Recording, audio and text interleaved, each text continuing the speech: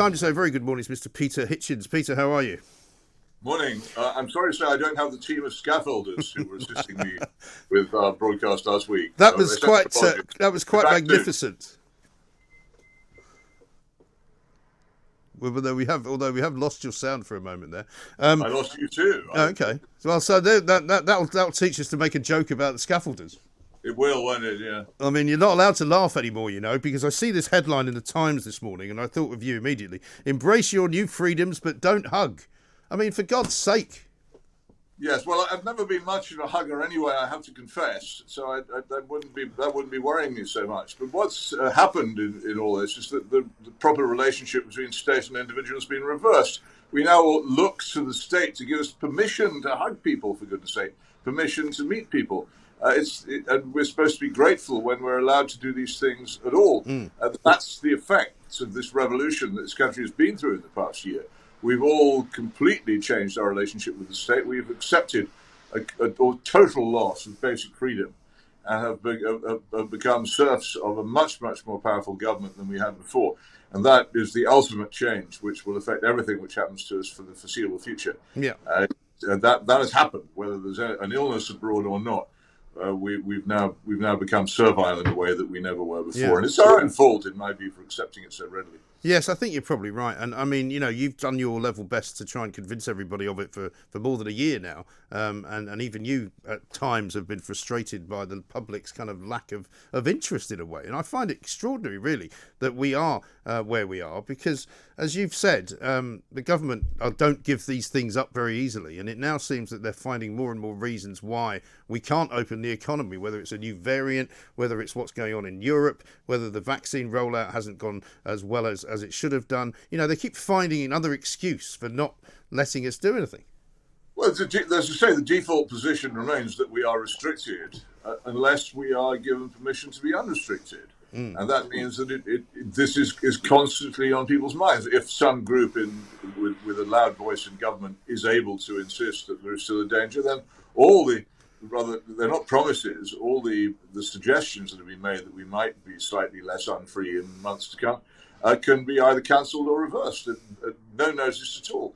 And as I keep saying, it's astonishing to me that I'm now less free to leave this country than an East German pensioner was to leave that communist prison house. And we've accepted this.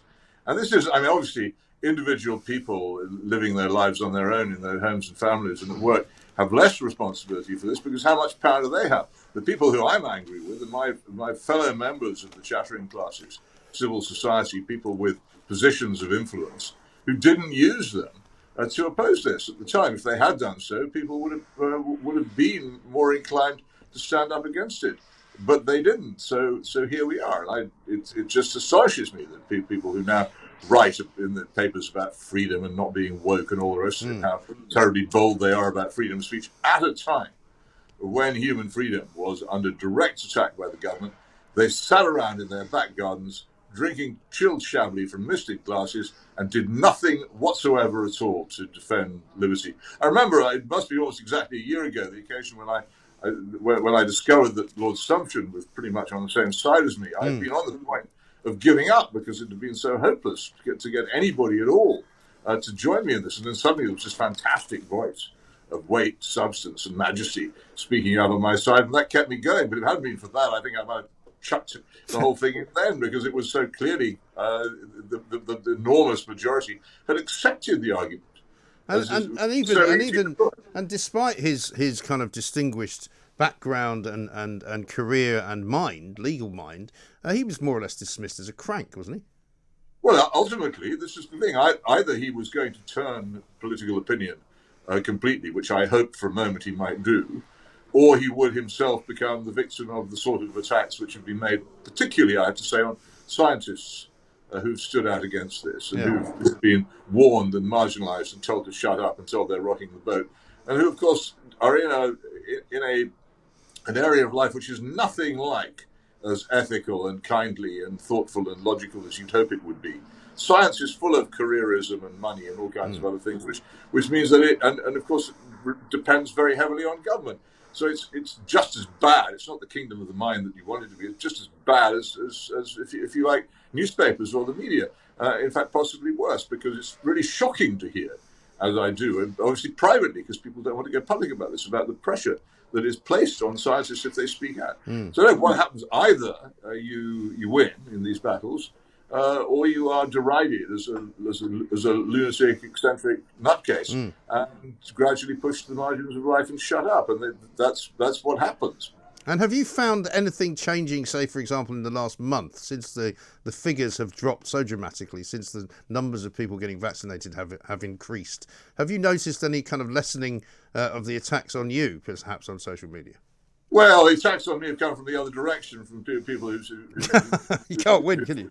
No, I can't. I mean, it's interesting how very similar the attacks are: personalised, abusive, stupid, unreasoning, from the people who said I shouldn't have taken the vaccination, whatever explanation I offer, or even unbothered by the fact that I was the one who went public about this, rather than being discovered doing it, which I could easily have done it in private.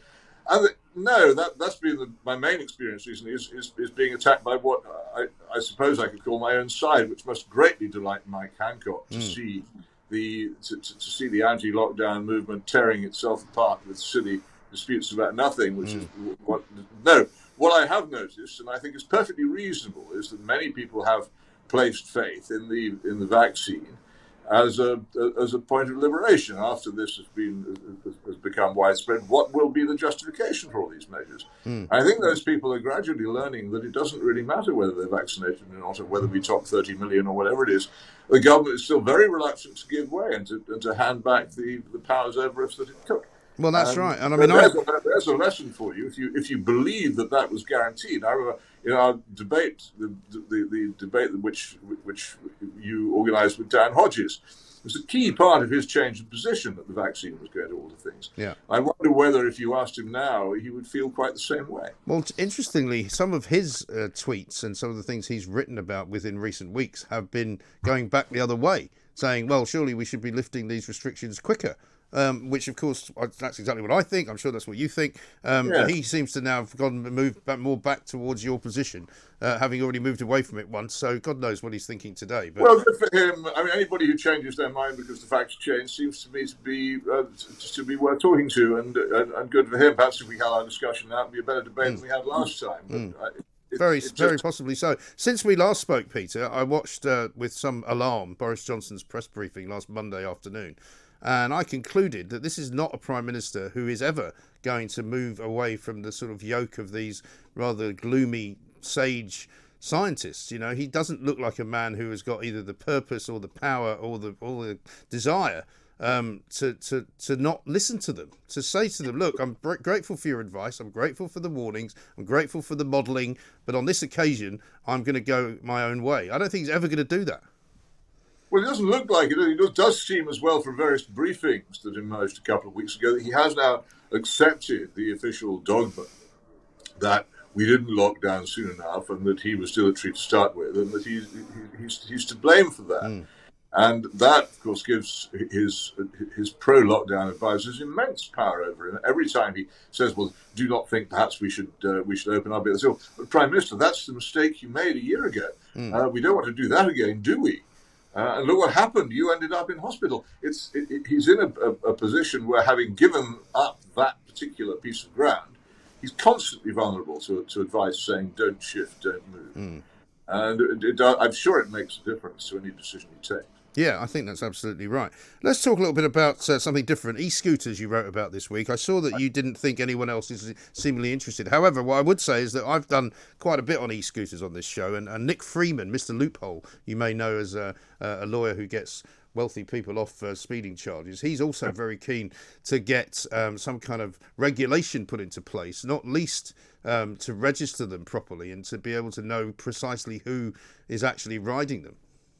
Well, I'm sorry that I missed your interventions, and I apologise for that. No need. I'm glad that you did. What's fascinating about this is that quite a lot of people on social media yesterday were saying, so the world's falling apart, and we're under constant restrictions, and there's about to be war with Russia and all that stuff. And Peter Hitchens is writing about e-scooters, as if And they went on about, in fact, the other half, well, not the other third of the page was given over to an attack on Britain's squalid attitude towards China, Yes. Which I received almost no response at all. If people care about these things, and I think they are important. And as I pointed out, I'm not here making an attempt to compare myself with George Orwell, but George Orwell, as a columnist, would write about anything from how to make a proper cup of tea to the ideal pub to open fires versus central heating. It's what columnists should do, but actually I think e-scooters are a major menace, and I cited the terrible business in Paris where a superb musician had her wrist broken by one of these people. She'll never play properly again by her own standards. Well, you're probably more likely, Peter, to get badly damaged. Well, you're probably more likely to get damaged by an e-scooter hitting you than you are by COVID-19, I would imagine. Well, the thing is, they are fast and they're silent. And I see them constantly on the pavement, usually coming towards me, sometimes zipping out side from behind me. And I think that's close. And the thing is, you can have any amount of regulation you like, but the problem is that there is nobody on the streets of most of our major cities who's controlling the actual observance of the law. These things are actually, as far as I can discover, being ridden illegally all over the place, in parks, on footpaths, on cycle paths, which I particularly infuriates me, because for years and years, as a cyclist, I've campaigned for and welcomed the introduction of cycle tracks where you ride without any motor vehicles. Yeah. And now suddenly you're riding along, and zoom past you comes one of these things at a speed faster than I could generally ride. Yeah. With what looked to me like greatly inferior brakes and controls to cycles, and they're motor vehicles on cycle tracks, and they're also motor vehicles. Motorbikes, actually, because they have motors and they have two wheels. Motorbikes on pavements. Yeah. And unless we have, it's another of my central points, unless we return to having a preventive patrolling police service which patrols on foot, then none of this kind of thing will be controlled. However many regulations you make, it won't be controlled. It won't be stopped. You have to get the police back on the streets, and you have to get them actually enforcing the law. And that is, if that doesn't happen, then people will start being badly injured and killed by these things as they spread. And then they'll say, why didn't we do anything about it? And I, for one, will be able to say, well, I told you so, but I would so much rather not have to say that. I say, we've avoided this horrible thing happening because people acted on my warning, which is what I. Well, the problem seems to be that there are two forms of these scooters. The one which is the sort of regulated one, if you like, where you can hire them, which have got speed limiters apparently on them. But you can also buy them, even though you're not supposed to be able to ride them by buying a private one. But you can obviously buy them because you can buy anything you want. And most of those are not regulated at all by a speeding restriction. So, I mean, I'm like you. I've seen people in London going whizzing past at what looks like about 40 miles an hour. And they're not even wearing a helmet. They're not, I mean, apart from the fact that they could hurt somebody else that they hit, they could probably kill themselves if they fell off. Well, they've certainly been being killed in Paris on the roads since they were introduced there. But the thing about these speed limiters is that it's apparently very easy. I don't want to emphasize any of the details, but it's apparently very easy to circumvent. Yeah. It doesn't matter whether you rent them or buy them. It's not a difficult thing to do, and as anybody who's tried to do anything legally about speeding will tell you, it's very difficult to prove that somebody is speeding unless they've been caught by a camera doing so. But I don't doubt that many of these things are way above the official limit. And again, unless there's somebody on the street, a uniformed person with the power with the power of arrest and the power to begin a prosecution, unless people like that are there to stop people, say, hey, what are you doing, and take names and addresses, it doesn't matter how registered they are or how many speed limiters they are. It's the presence of law enforcement on the streets preventively and enforcing the smallest regulations leads, and this is the great James Q. Wilson broken windows theory, which has been proved in practice in New York City. If you enforce the small regulations, like people dodging fares on the underground or riding things on the pavement when they shouldn't be, or breaking windows, then the big regulations take care of themselves because people understand there's somebody in charge. What happens in cities where there's nobody in charge is that all the laws eventually get broken. Yeah. Well, as they've seen in Minneapolis, where they defunded the police to an extent where they got rid of a load of them, and now they're having to rehire police because the residents are complaining that there's a lot of crime happening and nobody's actually there to stop it. I mean, it doesn't sound like the two things wouldn't be connected, does it? No, but it's a very simple point that the police went in the 1960s, and it was, I suppose, a pardonable mistake at the time because they didn't know what would happen. They went from being preventive to being reactive. Instead of being there and preventing crime and disorder from happening, they went over to waiting for it to happen and then racing to the spot. And it's incredible how different these two things are and the effect that they have. And you would have thought by now we would have learned that this was a mistake. The extraordinary thing about modern Britain is the number of policy mistakes. I write books about them, quite thick books about the policy mistakes which have been made. And they're obvious mistakes. The outcome has been worse. And the incredible difficulty of reversing an obvious mistake, getting people to say, no, that was wrong. We shouldn't have done that. Let's go back to what we did before. And just once I'd like to see it. Just one. The only thing I've ever seen is a sort of recognition that the hideous tower block building frenzy of the 1960s was a mistake. But we seem to be returning to the tower block age now after an era when we sort of restrained ourselves. But that's the only sign I've seen of anybody recognizing that anything we did between 1950 and 2000 was a mistake, and there are so many of them. Yes, it is quite remarkable, and you do draw the comparison between the lack of police officers, but you also point to those who are the kind of the hard nuts that we see with the guns, you know, the armed police who sort of race around in very fast cars around London and probably are incredibly good at what they do. But instead of the regular police who you'd normally see walking around, they've all been replaced by these kind of yellow vest wearing COVID marshals who seem to spend most of their time policing protests. Well, there is that too. And of course, as the police become more separated from the public, they become more awkward with the public. And the only people they meet who aren't in the police tend to be criminals. So they don't develop a relationship between normal human beings and police, which we used to have. And so their relations with people like demonstrators start from a much worse level than they would normally have done. I think that has a lot to do with what happens. People don't know the police don't know people. And it's essential for a proper police force that the police are actually citizens in uniform. And we've lost that. And I would really like to go back to it. And this is the television portrayal of the police. And when I was growing up, it was Dixon and Doc Green. That was all there was. It basically was about free or nice, friendly police. Sure, it was an idealized thing. We all know it wasn't like that totally, but it was closer to it than people like to acknowledge. Yeah, but I mean, I remember walking. When if you were walking around in North London, where I lived when I grew up, you would walk round a corner in a residential street, and you'd walk past a police officer sometimes too. Yeah, and it was there. You knew that the chances were pretty strong that wherever you were, a police officer would walk by pretty soon, and that was just a fact of life. And then they started I dealt with this in my book, The Abolition of Liberty. The portrayal of the police as car-born, reactive in Z cars began a long process in which, and the police imitate television. When they see what's on television, either here or in America, they want to be more like it. Look at police cars in this country. When there were police cars at all, they were dark blue. They were unshowy. Right. And now look at them, covered in all kinds of coats of arms and go faster stripes and Battenberg patterns. Close encounters of the third kind. It's extraordinary things that they've become. And this is all the police copying television rather than television copying life. And they're part of the line of duty, all this stuff about people getting up and helmets and smashing people's doors down half the time and sitting in front of computer screens the rest. It's actually not a bad portrayal of what the police are now like, but it's not what we want them to be. No.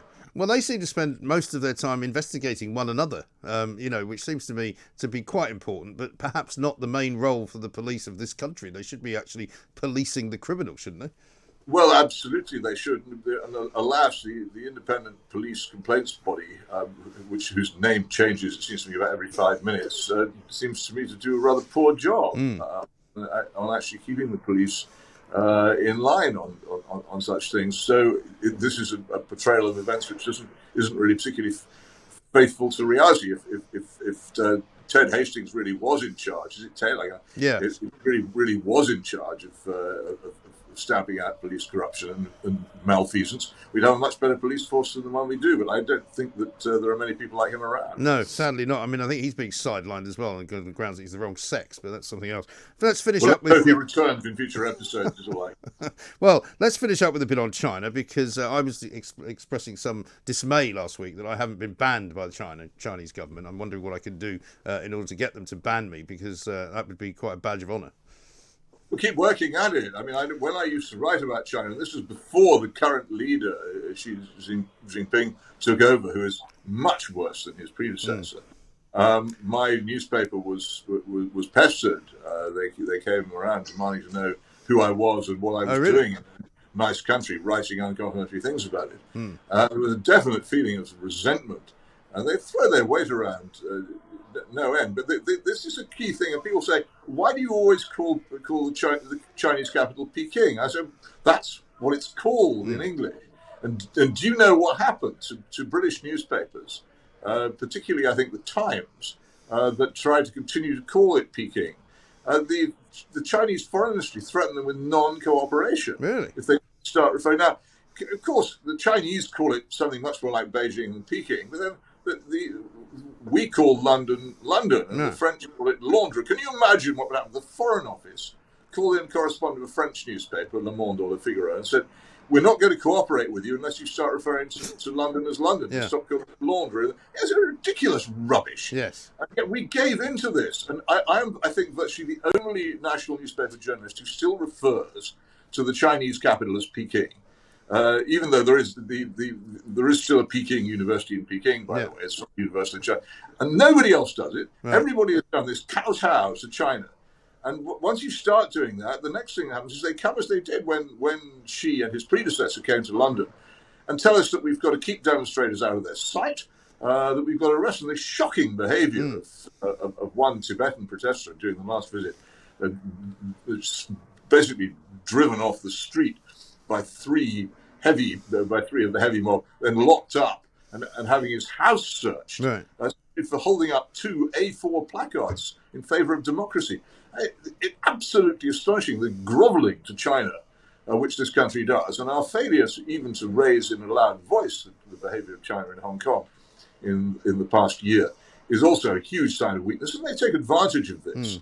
It's all very well saying, "Look, I would like to be sanctioned by the Chinese," but actually, the chances are not small that China will reach into our society before too long and make life difficult for people who oppose and criticize it, and that an awful lot of people in this country will give in to that, as they have done. The Chinese can spot weakness a mile off, and I don't think this is over. I think China wants to control what we say. You go around university campuses, and you'll often find that meetings held as critical of China, or if the Falun Gong people or supporters of the Dalai Lama hold meetings, trouble then follows.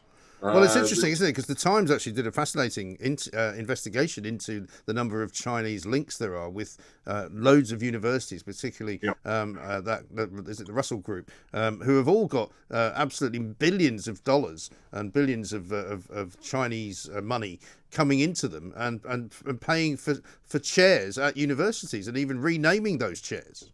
Indeed, they have, yeah. And the influence of China in this country in terms of so-called soft power is strong, and people should be aware of it. And these futile sanctions against Ian Duncan Smith and so forth, well, okay, he doesn't care, and rightly so. He wears it as a badge of honour. But deep down below the surface, more subtly, other things are going on, which are making criticism of China in this country and opposition by this country to Chinese actions much weaker. Yes. We've already given in pretty much on Tibet. We've conceded that. We've given in on the Dalai Lama. I'd be amazed if any British Prime Minister ever meets the Dalai Lama again, because we're afraid of it. And relations with Taiwan, again, we're not really allowed to admit the existence of this prosperous, independent, healthy democracy, because China refuses to admit it exists. Quite. And we seem to have allowed them to do whatever they wanted in Hong Kong as well, despite the deal that was supposedly done back then. They've pretty much broken everything they said they would do in 1997. And I agree, it'd be hard for us to do anything really hard about it, but we could certainly have stood up to it with more vigour than we did. I think they were confident that we wouldn't. Yes, I think that's right. Peter, sadly we're out of time. Good to talk to you again, as ever. Lots of food for thought there from Peter Hitchens, Mail on Sunday columnist, of course. We'll be back with him next Monday.